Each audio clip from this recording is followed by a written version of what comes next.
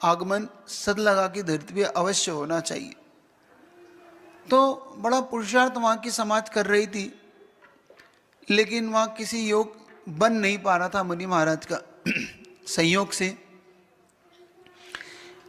जब वहाँ परिवार सहित सब लोग पहुँचते, अष्टगे परिवार भी जाता, एक बार संयोग आया पुण्य का योग से, महावीर कीर्ति महाराज ने कहा कि ठीक है, मैं बिहार करके सतलगा आऊँगा। और वह सतलगा आने के लिए जब बिहार वहाँ से करने लगे, तो बिहार करते करते जैसे सतलगा के लोगों को पता पड़ा, तो उन्होंने महाराज के बिहार में वहाँ गए, तो मल्लप्पा जी भी साथ में थे। और संयोग की बात थी कि सतलगा से कुछ निकट आते ही भारी बरसात हुई, और बरसात के अंदर नाला भर जाता है ना आपका पानी का, तो वह नाला इस तरीके से उभारने लगा। तो अब क्या किया जाए, बड़े पुण्य योग से तो महाराज का आना हुआ था, और कहीं ऐसा ना हो कि भाग्य पलटी मारे और महाराज लौट जाए इस पानी के कारण। होता है कभी कभी, भाग्य आपकी कठिन परीक्षाएं लेता है, पास वही हो पाते हैं जो उस भाग्य को चैलेंज करके उसकी परीक्षा को देते हैं, है ना। हम परीक्षा में मदद मांगते हैं, किससे? या तो भगवान से या और किसी से। लेकिन परीक्षाएं मदद मांगने से पास नहीं होती, परीक्षाओं को फाइट करने से पास होता है आदमी। उसको आमने सामने, अपने सामने जब उसको फाइट करता है, हृदय से उसे स्वीकार करता है, तो निश्चित तौर पे उस परीक्षा से वो उभर जाता है, निकल आता है। वही हुआ जब सामने देखा, महावीर कीर्ति महाराज के मन में देखा कि भाई अब क्या करें, पानी बहुत ज़्यादा है, ऐसा ना हो, क्योंकि वहाँ पे दक्षिण प्रांतों में अधिकतम ऐसा है कि पास पास बहुत सारे नगर होते, 5 किलोमीटर 10 किलोमीटर, तो कहीं ऐसा ना हो कि दूसरे नगर की ओर बिहार कर दे मारे। तब मल्लप्पा जी ने कहा कि नहीं महाराज, निश्चिंत मानिए कि हम लोग की भक्ति में कोई कमी नहीं है, आप हमारे पास साथ बस चलिए। तो उन्होंने कहा मल्लप्पा जी बताओ मल्लप्पा कैसे जाऊंगा, तुम जिद पे अड़े हो मुझे ले जाने की, लेकिन इस जल से मुझे ले जाओगे कैसे? तो उन्होंने कहा भगवान आप चिंता ना करें, अगर प्रभु ने मुझे ये शरीर दिया है तो मैं अपने देव सदगुरु की भक्ति करना भी जानता हूँ।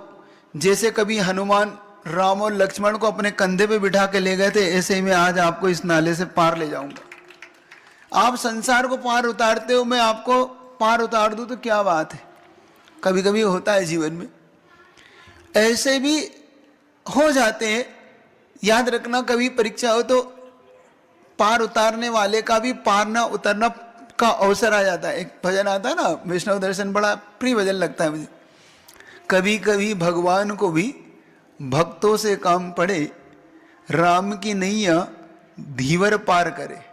कभी वो दृश्य देखना, बड़ा बड़ा प्रिय लगता है मुझे, वो अच्छा और बड़ा आनंद देता है। घटना ऐसी घटती है कि राम जब वन को जाते हैं तो बीच में जब नदी पड़ती है तो कहते हैं नदी का बड़ा गहरा तट होता है। चूंकि हम लक्ष्मण और राम सोचते हैं हम तो तैर के निकल जाएंगे, लेकिन सीता को कैसे निकाले? तो लक्ष्मण कहते हैं नहीं भैया ऐसे नहीं जा सकते, हमें नाव से ही पार होना होगा। तब धीवर को ढूंढते हैं कि धीवर कहाँ गया, और कहते हैं उस धीवर को जब वो ढूंढते हैं, और उस समय एक ऐसी घटना होती है कि धीवर ने एक वरदान कभी वहां के राजा से लिया था कि जिस दिन राम इस तरफ आए तो मुझे उस वरदान का फल चाहिए। क्योंकि कभी धीवर ने कभी किस राजा की भैया वो की होगी सेवा, तो उसने वचन मांगने को कहा था। तो उस धीवर ने वचन मांगा था कि जिस दिन राम आए से उस दिन मेरी ही नाव चले, और किसी की नाव इस पूरी नदी में किसी की ना चले।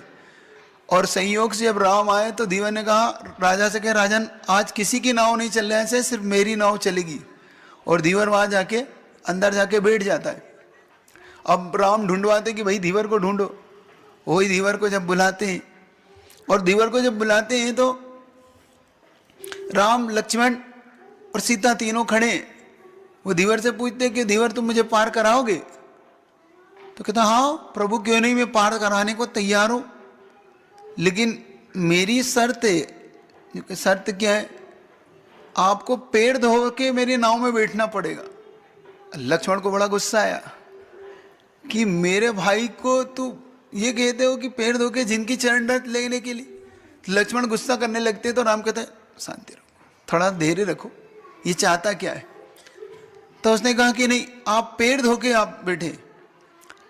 वो एक्चुअली में वो राम के पैर धोना चाहता था, लेकिन बहाना क्या बनाए कि नहीं आपके पैर गंदे मेरी नाव में, मैं अपने गंदे पैर नहीं रखने दूंगा।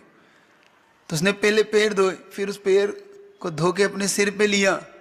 तो राम समझ गए कि ये बहाना बना रहा है पैर धोने का। और पैर जैसे तुम बहाने बनाते हो ना मुनि महाराज के पैर धोने के, नहीं नहीं महाराज गंदोदक चाहिए, ऐसे ही वो धीवर जब बना देता है फिर राम जैसे ही, तो कहते हैं राम नहीं नहीं पैर नीचे नहीं रखना, देखो अभी मैंने पैर धोए। क्यों? आपकी फिर पैर धूल चिपक जाएगी, और फिर धूल चिपक जाएगी तो फिर मेरी नाव खराब हो जाएगी।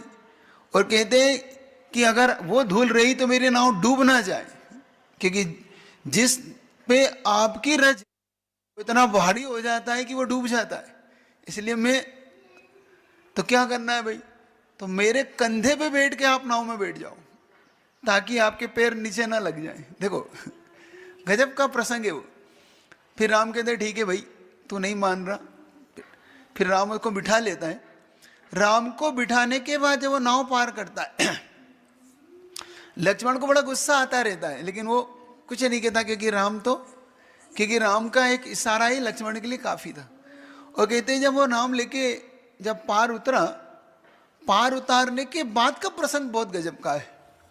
जब नाव से पार उतर के दोनों तीनों नीचे उतर गए तो राम कहते हैं कि भाई धीवर है, इसने अपनी वैयावृत्ति की है, अब हमें पार उतारा है, तो इसकी तो भाई ये रोजी रोटी है, तो जरूर इसको कुछ ना कुछ तो देना होगा। तो क्या है उस समय वनवास था, वनवास में कुछ पैसे तो थे नहीं। तो सीता को संकेत करते कि सीता एक काम करो, तुम्हारा हाथ में जो सोने का कंगन है इसे दे दो, या सोने की अंगूठी जो भी देना इसे दे दो ताकि इसकी जीविका चले। और सीता जैसे ही निकाल के राम के हाथ में रखती है तो राम देने को होते और वो धीवर लेने से मना कर देता है। धीवर कहता है मुझे नहीं चाहिए। तो राम पूछते नहीं नहीं इसमें क्या बात हो गई भाई, तुमने काम किया है, तुम इस प्रकार का काम करते हो तो ये तुम्हारा अधिकार है। तो वो कहता है देखो आप और हम एक जात के हैं। क्या? राम से कहता है तो लक्ष्मण को आप सहन नहीं होता कि तू धीवर, हम छत्री का, हम राजा के राजपुत्र और तुम नाव चलाने वाले खेवैया, और तुम कहते हो हम दोनों एक जात के। बड़ा गुस्सा आता है। राम कहते हैं ठहर जाओ लक्ष्मण, पूछने तो बात क्या है। राम कहते हैं मेरे समझ में नहीं भाई, तुम और मैं एक कैसे हो सकते। तो कहा कि राम देखो धोबी से पैसे नहीं लेता भाई, चप्पल सुधारने वाले से पहले लेता, कपड़े धोने वाले से पैसे नहीं लेता, तो मैं तुमसे कैसे पैसे ले लूँ, तो हम दोनों एक जात के कैसे। देखो उसने कहा कि राम तुम भी वही करते हो जो मैं करता हूँ। उसने कहा भाई मैं क्या करता हूँ, तुम संसार को पार उतारते हो, मैं नदी से पार उतारता हूँ, इसलिए दोनों हम एक जात के, इसलिए हम एक दूसरे से पैसे नहीं ले सकते। दोनों ही पार उतारने का काम करते हैं, बस अंतर इतना है तुम संसार से पार उतारते हो और मैं नदी से पार उतारता हूँ। अब बताओ कैसे पैसे। तब बड़ा अच्छा प्रसंग लगता है। ऐसे ही मुझे लगता है कि मल्लप्पा जी ने आज संसार से पार उतारने वाले गुरु को आज उस नदी से पार उतारने का मन बना लिया। और कहते हैं कि उन्होंने अपने कंधे पे जब उन्हें बिठाया और कंधे पे बिठा के मल्लप्पा जी उन्हें धीरे धीरे करके उस पार कतारने लगे उस वहाँ से, तो कहते उनके पैर धीरे धीरे धंसने लगे। तब उन्होंने अपनी अरहत भक्ति का जो प्रमाण दिया, ये प्रमाण अपने जीवन में प्रमाणिक मानना और इसको हो सके तो जीवन में आधार देना। क्या कह रहा हूँ, मुसीबत जब भी आती है तो मुसीबत में पंच परमेष्ठी को स्मरण किया जाता है। आपसे कभी मैंने कहा था पंच परमेष्ठी को सूचना दी जाती है, काम नहीं कराया जाता। उन्होंने कैसे पंच परमेष्ठी का भक्ति की, और जैसे ही उन्हें उस नाले उस पानी के अंदर थोड़ा सा पैर धंसने लगा और निकलने पे भी नहीं निकलने लगा, तो उन्होंने पंचप्रविष्टि को स्मरण किया कि हे भगवान, मेरे कंधे पे आज एक गुरु विद्यमान है, कहीं ऐसा ना हो कि कोई बड़ी घटना घट जाए जिससे कि मैं तो हूँ गुरु की भी आज कोई बड़ा घटना ना घट जाए। और इस भाव से उन्होंने सिर्फ भक्ति की, पंचप्रविष्टि की नमोकार मंत्र भीतर ही भीतर पढ़ा। और कहते जब उन्होंने नमोकार मंत्र पढ़ा तो नमोकार मंत्र का जो फल उन्हें मिला, तुरंत वो पैर उस गड्ढे से बाहर निकल के और नदी पार कर गया और बाहर महाराज को उतार लाए, उतार तुरंत। और जब वो महावीर कीर्ति महाराज बाहर आए तो वल्लभपा जी कहते हैं कि वल्लभपा जी डर नहीं लगा? क्योंकि महाराज डर मुझे किस बात का था, जिसके कंधे पे आप विद्यमान हो वो क्यों डरेगा जिसपे पंच परमेष्टि जिसके पास हो। तब ये बताती है उनकी गुरु भक्ति का प्रमाण, वो इसलिए मात्र कि सिर्फ उन्हें सदलगा लाने का तीव्र भाव था, तीव्र भाव। और ऐसा ही होता है कि गुरु की भक्ति का प्रमाण ऐसे ही किया जाता है, गुरु की भक्ति ऐसे ही होती है। सिर्फ हम मुंह ना देखें, हम ऐसा उस समय अवसर ना देखें हम क्या किया जाए। आप लोग तो होते तो न जाने क्या क्या से करें क्या करें। अब महाराज जब लौट जाओ सो लौट जाओ, है ना, तुम होते तो क्या करते। लेकिन नहीं, वहां पे सिर्फ विवेक और बुद्धि का प्रयोग करना चाहिए। हमें भक्ति करने के साथ साथ विवेक और ये भी सोचना चाहिए कि हम क्या कर सकते हैं अपने गुरु के लिए। इसको कहते हैं प्राण को संकट में डाल के भी गुरु की भक्ति करना, ये प्रमाण होते हैं। इस प्रकार से उन्होंने अपने गुरु भक्ति का वो प्रमाण दिया और वो सदलगा लेके गए और महावीर कीर्ति महाराज की बड़ी भक्ति की और बहुत आनंदित हुए। ऐसे पिता की उत्पन्न होने वाली संतान क्यों न इतनी महान होगी, ये अपने आप प्रमाणित है। ऐसी माँ श्रीमंती भी ऐसी ही थी। माँ श्रीमंती के अंदर भी ऐसी ही अरध भक्ति फूटती थी। वो कहते हैं जैसे तीर्थंकरों के आने से पूर्व 6 महीने पहले ही सारी धरती अपने आप ही सुव्यवस्थित होती है, सुभिक्षता चाह जाती है, ऐसे ही उस सदला की धरती पे कहते हैं कि विद्याधर के आने से पूर्व ही वहाँ अपने आप ही कुछ इस तरीके से वहाँ का वातावरण बनने लगा। कहते हैं मल्लप्पा जी की खेतों में फसलों का आना बढ़ गया, गायों का दूध बढ़ने लगा, वहाँ पे अपार शांति सी महसूस होने लगी। अपने आप ही लोगों को वातावरण में और स्वयं परिवार के वातावरण में गजब का एक परिवर्तन आनंद वाला होने लगा। किस भव्य जीव के उससे होता है। इसलिए कहते हैं कौन सा भव्य जीव किसके गर्भ में आके, किसके परिवार में आके क्या वो आनंद छा जाए। इसलिए हर भव्य जीव के लिए ऐसी ही भावना और ऐसी ही प्रार्थना करना चाहिए। ठीक है। तब माँ श्रीमंती ने, हमने देखा कल भगवान की भव्य पूजा की और पूजा करते करते उस रात में माँ श्रीमंती गजब के सपने देखती है। वो रात में जब धार्मिक चर्चा करके सोते थे, दोनों की एक नेचर था, दोनों पति पत्नी श्रीमती माँ और मल्लप्पा जी दोनों में एक नेचर था कि स्वाध्याय शाम को चाहे आधे घंटे 1 घंटा करना उस परिवार का नियम था।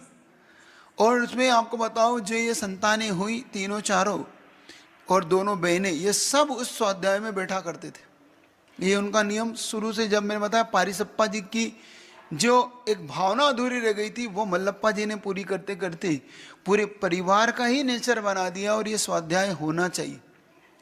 आप लोग भी अपने परिवार में एक नेचर डालो, एक प्राकृतिक स्वभाव डालो कि किसी भी तरीके से आपका परिवार सामूहिक स्वाध्याय से जुड़े, चाहे वो 10 मिनट के लिए हो चाहे 20 मिनट के लिए हो, लेकिन एक साथ स्वाध्याय परिवार में होना चाहिए।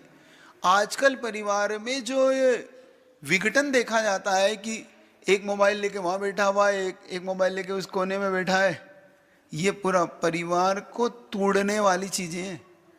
अब देखो एक उस कमरे में बैठा है, एक उस कमरे में बैठा है, पहले एक टीवी हुआ करती थी, कम से कम सब आराम से देखते थे, ऐसा होता है ना, पूरे परिवार से लड़ भिड़ के देखते थे, लेकिन देखते थे। कोई कुछ भी देखना चाहता था, चैनल कुछ भी लगा ले, लेकिन मिल के देखते थे कि चाहिए भाई आधे घंटा तेरा और आधी घंटा मेरा, लेकिन एक साथ होते थे। लेकिन अब तो ऐसा हो गया कि भाई वो किस कोने में कौन है, घर में नीचे क्या हो गया किसी को घटना भी नहीं पता, और ऊपर वो अपने मोबाइल में लगा हुआ है ना, होता है ना। आप लोग ये मत करो, कम से कम परिवार में एक नियम बना लो। एक छोटी सी तो फैमिली अब रह गई आपकी, 4 5 10 5 4 6 लोगों की है, एक बेटा एक बेटी एक पापा एक मम्मी, 4 लोग रह गए। अब दादा दादी का तो दिखाई नहीं देते, और पूना में तो बिल्कुल ही दिखाई नहीं देते दादा दादी। तो ये तो हम आ गए हैं मुनि महाराज, तो दादा दादी गांव से आ गए यहाँ पे, नहीं तो वो भी दिखाई नहीं देते, ठीक है कि नहीं। हाँ, तो ये सब गायब हो गए, जैसे वातावरण से चिड़िया गायब हो गई ना, ऐसे ही बहुत सारी चीज़ें गायब हो गई। ऐसे ही अब परिवारों से बुजुर्ग भी अब नदारत होने लगे, अब दिखाई नहीं देने। तो नेचर डालना कि आप लोग मिल के, और मैं बता रहा हूँ उन शास्त्रों को पढ़िए, बहुत ही सुंदर सुंदर शास्त्र होते हैं, जैसे कि श्रेणिक चैत, जैसे कि पद्म पुराण, हरिवंश पुराण। ये ऐसे पुराण ग्रंथ हैं जिनको पढ़ने के बाद बड़ा आनंद भी आता, और ऐसे कई मोटिवेशन है और कई ऐसी शिक्षाएं इनके अंदर है। प्रद्युमन चारित्र, श्रीपाल चारित्र, ये बहुत अच्छी है। एक आपको मिल जाएगी यशोधर चारित्र, जिसको आटे का मुर्गा भी सेकंड उसमें वो कहते हैं। ऐसी बहुत से शास्त्र हैं जिनको पढ़ के आप आपस में कुछ ऐसी चर्चाएं, कुछ जीवंत चर्चाएं सीख सकते हैं। कुछ आध्यात्मिक भी छेड़ाला है, इनका स्वाध्याय करिए। कुछ आप स्टोपदेश से समाधि तंत्र, इनकी भी एक एक कारिकाओं का स्वाध्याय कर सकते थोड़ा थोड़ा, लेकिन आप धीरे धीरे बढ़िए। अगर आपको लगता है कि हमारे जीवन में कोई स्वाध्याय नहीं है तो ऐसे बढ़िए। उस रात श्रीमंती और मल्लप्पा जी जो आनंद से स्वाध्याय करके विश्राम कर रहे थे, तो श्रीमंती उस पैर में सपना देखती है जिस पैर में तीर्थंकर की माँ सपना देखती है। एक बात याद रखना, 4 पैर होते हैं, है ना, उन 4 पैरों में देखना, राक्षस काल, रौद्र काल, गंधर्व काल और मनोहर काल, ये 4 पैर होते हैं। इन पैरों में कभी भी कौन से पैर में विश्राम और कौन से पैर में आपको जाग जाना चाहिए, याद रखना। 6 से 9 होता है वो आपका राक्षस काल होता है, उसके बाद राक्षस या रौद्र, तो इनमें से एक काल होता है। फिर 9 से 12 का रुद्र पैर होता है, फिर 12 से 3 का गंधर्व काल होता है, और 3 से 6 का मनोहर काल होता है। मनोहर जो माँ होती है वो मनोहर काल में सपने देखती है, मतलब उस समय 3 से 4 के बीच में सपने देखती है वो, 16 स्वप्न ऐसे। और उसके बाद वो उठ जाती है, और उठने के बाद ध्यान इत्यादि करती है। ऐसा ही आप लोग के जीवन में भी होना चाहिए। मनोहर काल में विशेष तौर से साधु भी अपने सब आवश्यकों को उस काल में करते हैं। सामायिक है, प्रतिक्रमण है, स्वयंभू स्त्रोत है, ध्यान है, सारा काल वो करते। ऐसे ही श्रावकों को भी इस मनोहर काल में जाग जाना चाहिए, क्योंकि दिव्य ध्वनि का करने का भी यही काल है। भगवान महावीर इसी काल में मुक्ति को प्राप्त है। मनोहर काल में गोधूली बेला जिसे आप बोलते हो, इसी काल में महावीर निर्वाण महोत्सव आप मनाओगे, ठीक है ना, और सोते रह जाओगे और भगवान महावीर निकल जाएंगे। सोया मत करो, जरा जागते रहा करो, भगवान ऐसे निकल जाते तुम्हारे पास से। और रिद्धिधारी मुनि महाराज, और देखो जिस काल में तुम्हें जागना चाहिए उस काल में सोते हो। सोने के काल 2 हैं, 9 से 12 और 12 से 3, ये 2 कालों में सोने के काल हैं। 6 से 9 भी नहीं सोना, और 3 से 6 के काल में भी कभी ना, इसकी कोई से भी पीरियड में जग जाओ, चाहे 4 बजे जाओ 5 बजे जाओ, लेकिन जाग जाओ, सो नहीं। मतलब ब्रह्म मुहूर्त उसे बोलते हैं इस काल में। उसी काल में श्रीमंती माँ ने जो सपने देखे वो देखो कितने गजब के थे। और उसी काल में लोग सिर्फ श्रीमंती माँ के सपनों की चर्चा करते हैं, मल्लप्पा जी के सपने की चर्चा नहीं करता। उसी दिन मल्लप्पा जी ने भी एक सपना देखा, ये भी देखना। तो श्रीमंती माँ सपना देखती है कि बादलों का बड़ा गहरा सा, जो आपके फोग होता है ना, इस तरह का फोग हो रहा है, बादल ही बादल हो रहे हैं आसमान में, और आसमान में बादलों में इसके बीच में से चीरता हुआ एक चक्र जैसा चला आ रहा है और कमरे में प्रवेश करता है और माँ श्रीमती के पास जाके रुक जाता है। पहला। दूसरे देखती है कि उन बादलों में से ही एक तीर्थंकर के बिंब उन्हें दिखाई देता है। और तीसरे में देखती है कि 2 युगल मुनि महाराज चले आ रहे हैं और श्रीमती माँ के सामने आके अचानक खड़े होते हैं। माँ श्रीमती पड़गान करके उनको भव्य अच्छे से आहार कराती। ये सपन वो देखते, ऐसे सपन। फिर इधर मल्लप्पा जी कुछ सपने देखते हैं। वो सपने बहुत गजब का देखते हैं। वो देखते हैं कि वो खेत के बीच में, गन्नों के बीच में से बाहर आ रहे हैं, क्योंकि उनकी गन्ने की फसल, गन्ने का उनका कार्य था, खेती उनकी गन्ने की थी। वो निकल के आते हैं और एक आम के वृक्ष के नीचे ऐसे बैठे हुए थके हुए से, और अचानक गन्ने के उसमें से एक सिंह निकल के आता है। वो सिंह निकल के आता है और एकदम से मल्लप्पा जी को निकल जाता है। वो इस प्रकार का एक सपना देखते हैं और उनकी नींद खुल जाती है। जब प्रातः काल में, मनोहर काल में दोनों उठते हैं तो श्रीमती माँ अपने सपनों की याद करते हुए मल्लप्पा जी को बड़े हर्ष से बताती है कि आज मैंने ये सपने देखे। तो मल्लप्पा जी कहते हैं मैंने भी एक सपना देखा। तो पहले अब श्रीमती माँ बताती है अपने सपनों को, तो मल्लप्पा जी अपना बताते हैं तो श्रीमती माँ कुछ चिंतित हो जाती है। लेकिन जब निमित्त ज्ञानी से उन सपनों का फल जानने का पुरुषार्थ करते हैं तो कहते हैं धर्म चक्र का फल ऐसा होता है जैसे कि तीर्थंकरों के द्वारा चतुर्थ काल में धर्म चक्र चला है, चक्र के द्वारा धर्म का परिवर्तन किया गया, ऐसे ही आने वाले पंचम काल में इस भव्य जीव, जो भी भव्य जीव आने वाला होगा, ऐसे उस भव्य जीव के द्वारा भी धर्म का आगे प्रवास चलाया जाएगा। वो निश्चित तौर पे ऐसा भव्य आत्मा आया है आपके गर्भ में। फिर वो देखते हैं कि जो तीर्थंकरों की सपने देखा कर दिखे तो कहते हैं उसका वैभव तीर्थंकरों की भांति, मतलब उनके अंदर का वैराग्य तीर्थंकरों के भांति होगा। वो उनको देख के भव्य जीव इस मोक्ष मार्ग पर चलेंगे।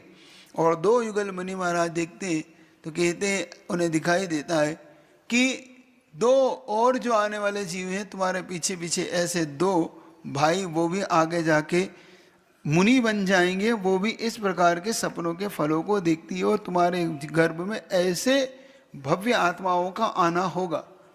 इधर जब मल्लप्पा जी समझना चाहते हैं तो मल्लप्पा जी के सामने जब ये बात आती है तो कहते हैं उन्हें बताया जाता है कि जिन्हें आप देख रहे हो वो उस आम के वृक्ष के नीचे जो बैठे हैं, और जो आपने देखा है कि एक सिंह ने निकल लिया है, तो चिंता की कोई बात नहीं है। आप पूर्ण रूप से मीठे फल की तरह, जैसे इस आम में मीठे फल है, ऐसे ही आप सारे संसार को मीठे फल देने वाले संतान के पिता बनने जा रहे हो। ये आप याद रखना। सारे संसार को इस प्रकार से रस से भरा हुआ, जैसे आम होते हैं, इस प्रकार से रस से भरा हुआ, वैराग्य से भरे हुए जीव आएंगे। और दूसरा जो आपने देखा कि एक सिंह निकल रहा है, वो चिंता की कोई बात नहीं। आप अंत में सिंह मरण करोगे, मतलब संलेखना पूर्वक आप अचानक आपका मरण होगा, जैसे सिंह के निकलने का ये फल है। तो ये फल बताया गया। और उस प्रकार से माँ श्रीमती माँ, अब देखो जब गर्भ में जीव आता है तो जीव अपने साथ स्वयं विचार भी लाता है। जैसे कि तीर्थंकर की माँ जब गर्भ में उस बालक को आता है तो बालक अपने साथ कितने श्रेष्ठ विचारों को लेके आता है। ये गजब का एक थॉट्स देखिए कि जीव का प्रभाव जीव पे कैसे पड़ता है। मतलब अभी वो जीव मुश्किल से कुछ महीनों का है, लेकिन उसके पुण्य का प्रभाव भी माता पे देखा जाता है, माँ के विचारों पे देखा जाता है, उन्हें उनके अंदर होने वाले दोहले पे। दोहला जानते हो? दोहला का मतलब होता है इच्छा। उस समय माँ की जो तीव्र इच्छाएं होती हैं, वो इच्छाएं ऐसी गजब की होती हैं। ऐसे ही श्रीमती माँ के अंदर बहुत तीव्र इच्छाएं होती हैं। उन्हें भाव होता है कि मैं अक्की वाड़ जाके चांदी के फूलों से भगवान की पूजा करूं। अब ये बात वो बताती नहीं है, किनको? मल्लप्पा जी को। और दोहले का एक परिणाम होता है, जब आप किसी को नहीं बताते हैं तो अंदर ही अंदर आपकी काया अब सूखने लगती है। अब ये बात जब श्रीमती को देखते हैं तो कहते हैं कि मल्लप्पा जी पूछते हैं कि श्रीमती कोई बात जरूर है जो तेरे चेहरे पे आज कोई चिंता नजर आ रही। कि नहीं नहीं कोई चिंता नहीं, कोई बात है तो बताती नहीं।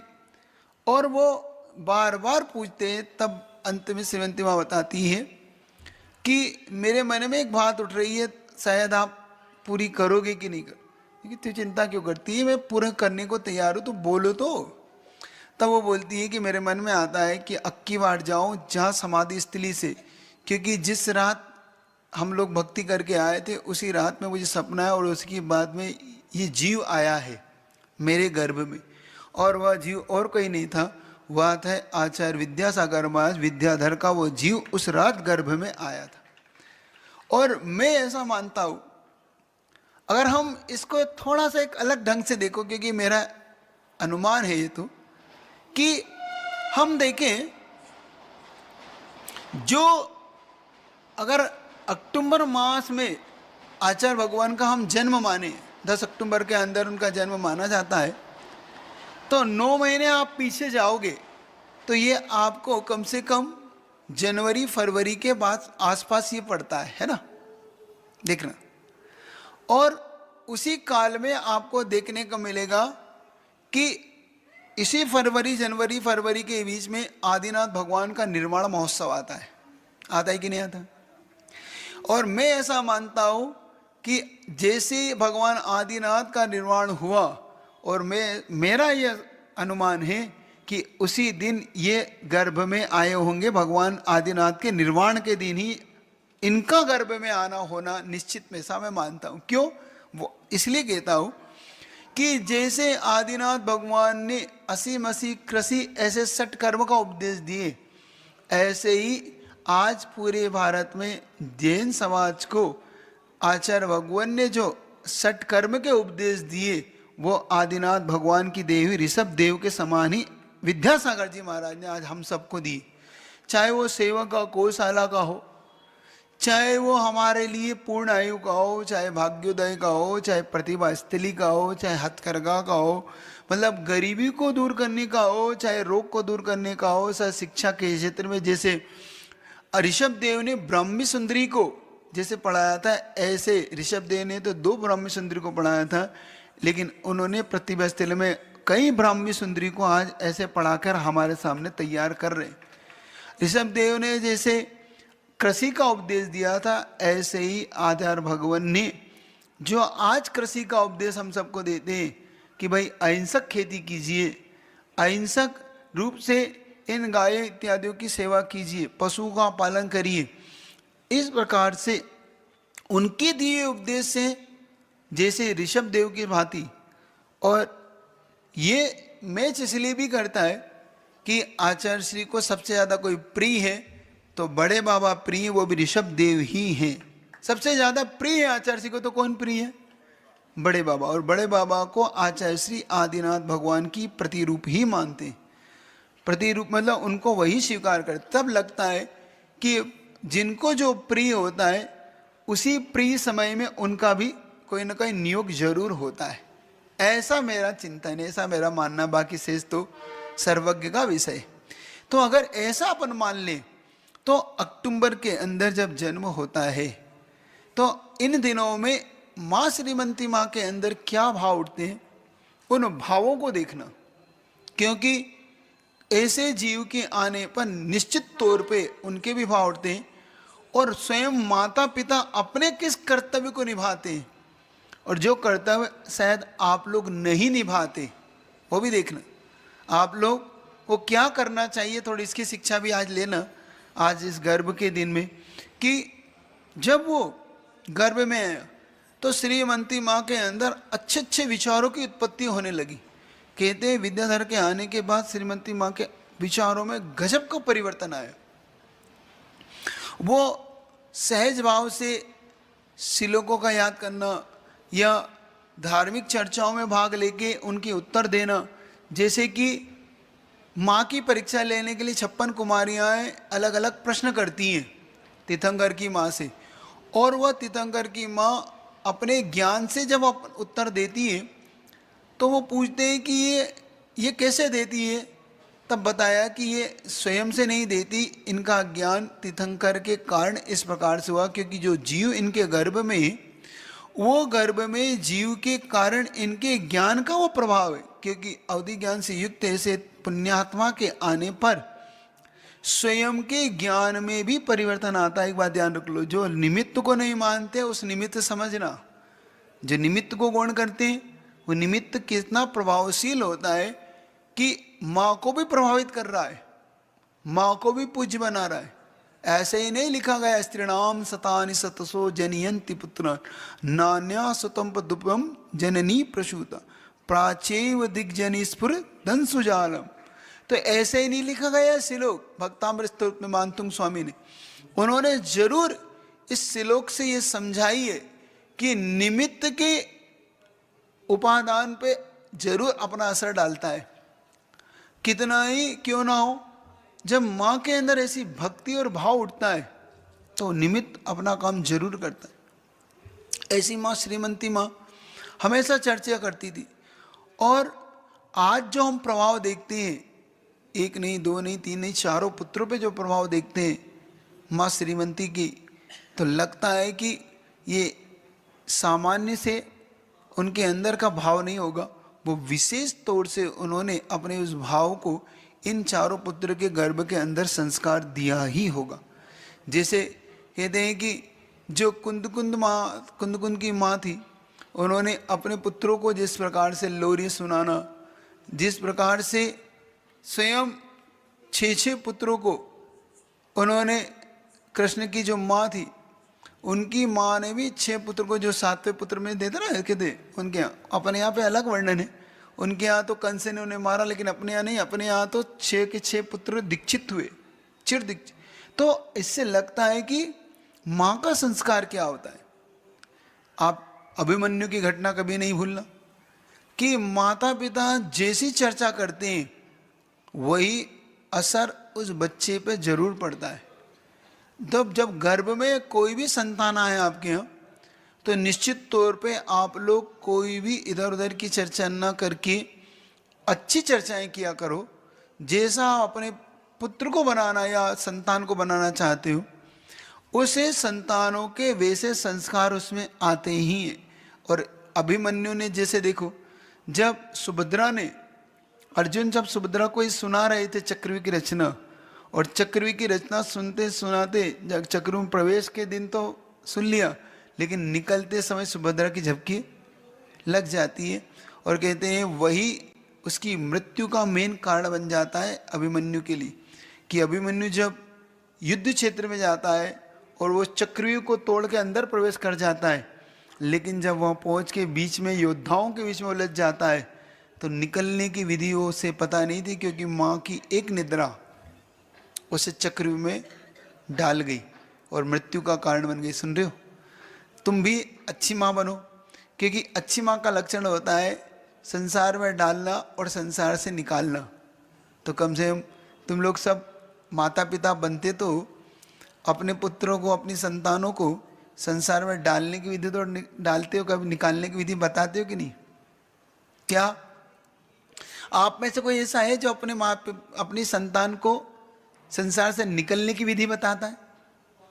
सही बताओ, जानना चाहता हूँ। कोई एक आदि हाथ खड़ा करो कि हाँ, हम अपनी संतान से कहते हैं कि हाँ बेटा कोई बात नहीं, मोक्ष मार्ग में निकला कर। ऐसा कोई कहता है?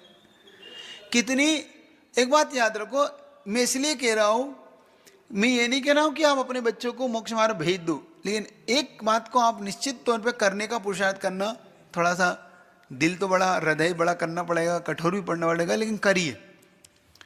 आप अपनी संतान को संसार के मार्ग तो बताते हैं कि बेटा तू एमबी बन जा, सीए बन जा, आईटी कर ले, ये कर ले, वो कर ले, व्यापार कर ले, बिजनेस कर ले, और इसके अलावा भी बहुत सारी चीज़ें बताते हो कि भाई जॉब कर ले, विदेश चला जा, पैसा कमा ले, विवाह कर ले, तेरी संतान हो जाए। ये सारे मार्ग आप बताते हो, ये सब संसार के मार्ग हैं।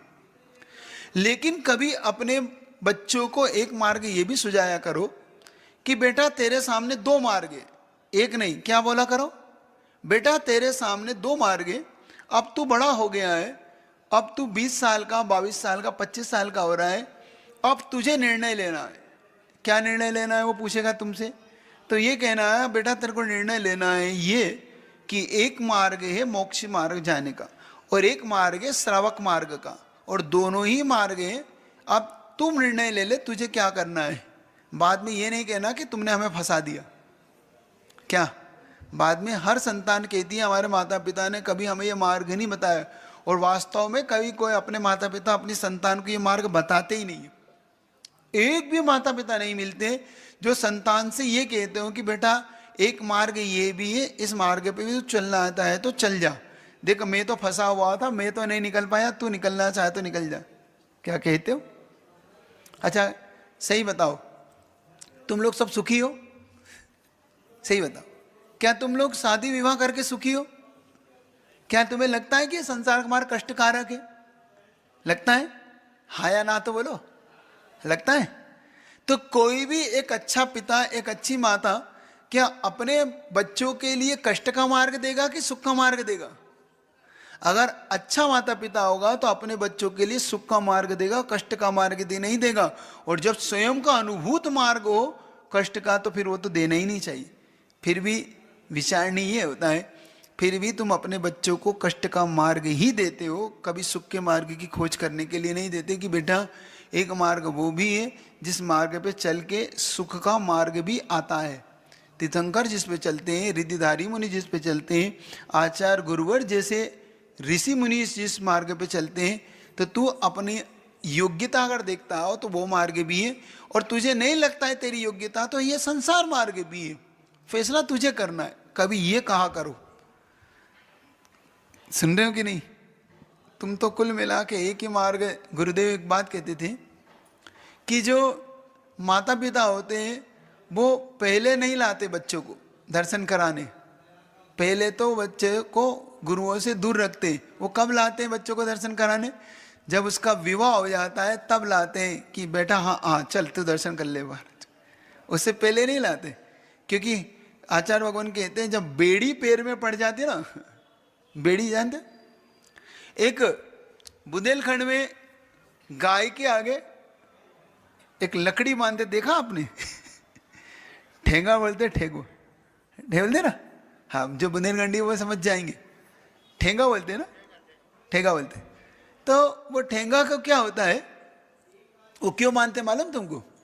वो बांधते उस गाय को जो गाय बड़ी चंचल होती है, ये दौड़ती है, कहीं इधर कूदती है, फांदती है, तो उस गाय की भागा दौड़ी रोकने के लिए ठेंगा बांध देते गले में।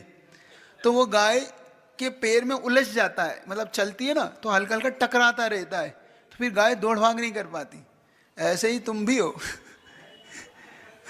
तुम्हारे माता पिता भी तुम्हारे गले में एक ठेंगा बांध देते है ना, कि अब तू कहीं नहीं भाग सकता बेटा, और जाना तो जा, तेरी पत्नी जाने तू जाना। ऐसा ही मुझे लगता है कि तुम लोग भी ऐसा ही करते हो। तो ऐसी गलती मत करो, कम से कम थोड़ी सी बात बताया करो। माँ श्रीमती ने अपने बच्चों के बारे में क्या सोचते थे ये विचार करना। उन्होंने निश्चित तौर पे अपने पुत्र के आने पर धार्मिक चर्चाओं के साथ, विचारों के साथ, अच्छे ग्रंथों का स्वाध्याय किया करते थे, और दोनों ने निश्चित तौर पे ब्रह्मचर्य का पालन किया। निश्चित तौर पे अपनी संतान के गर्भ के आने पर ऐसे व्रतों का पालन किया जिससे कि संतान, अपनी होने वाली संतान भी आगे जाके व्रती हो, अथवा वह इन व्रतों का पालन करने की योग्यता पाले। तो ये एक बहुत बड़ा कार्य होता है। जब हमारे जीवन में कभी संतान, आपके जीवन में ऐसे संतानों के आना होता है, तो अच्छे विचारों से जुड़ा करो, व्रतों का पालन किया करो, मंत्रों की माला फेरा करो। ये जब आपके जीवन में होगा तो निश्चित तौर पे आने वाली संतान भी ऐसी भव्य और धार्मिक होगी। तो आप चाहते हो ऐसी संतान है? अच्छा, कितने लोग हैं जो विद्यासागर जैसी संतान चाहते हैं? चाहते हैं? सही में चाहते हैं? जब घर से निकलेगी तो जाने दोगे? चाहते तो सब है, लेकिन जब घर से निकलती है तो कोई नहीं। सब कहते हैं कि नहीं सदलगा में ही ठीक है, वो तो अपने घर में नहीं होना चाहिए, है ना। ऐसा साधु संत सदलगा में ही उत्पन्न होते बेटा, अपने घर में नहीं होते। अपन तो इधर के हैं, लेकिन एक बात याद रखो, जिनके जन्म लेने के बाद सबसे महत्वपूर्ण चीज़ तो यही है कि जिनका जन्म लेना इस जिन शासन के लिए सबसे महत्वपूर्ण कार्य ये कर गया कि जिन शासन को 50 नहीं कई 100 शताब्दियों के लिए अमर बना के जा रहा है, जिनका जन्म लेना, जिनके जन्म लेने से धर्म का प्रभाव बहने लगा, जिनके जन्म लेने से एक सबसे महत्वपूर्ण चीज़ हो गई, जो राष्ट्र जो देश अंग्रेजों की गुलामी थी, उनके जन्म लेने के बाद 1 साल के अंदर वो देश आज़ाद हो गया। ये सबसे बड़ी बात थी। अपने भारत देश को आज़ादी जब 46 में अगर जन्म मानते हो तो 47 में भारत देश आज़ाद हो गया। इससे बड़ा अतिशय क्या हो सकता है कि जिनके जन्म लेने से भी देश आज़ादी की ओर बढ़ने लग जाता है। ये सबसे बड़ा